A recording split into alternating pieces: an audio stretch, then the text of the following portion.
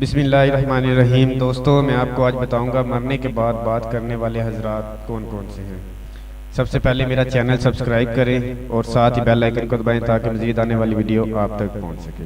سوال، وہ کون کون ہیں جنہوں نے مرنے کے بعد بات کی تھی؟ جواب چار ہیں۔ پہلا ہے زکریا علیہ السلام کے بیٹے یحییٰ علیہ السلام ہیں، جب لوگوں نے ان کو ذبح کر ڈالا۔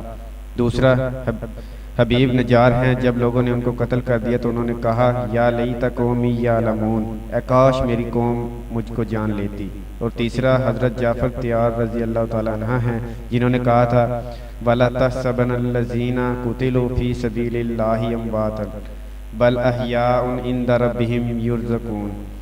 اور چوتھے حضرت علی رضی اللہ تعالیٰ عنہ کے لڑکے حضرت حسن رضی اللہ تعالیٰ عنہ تھے، انہوں نے کہا تھا وَسَيَعْلَمُ الَّذِينَ ظَلَمُوا أَيَّ مُنْقَلِبٍ يَنْقَلِبُونَ۔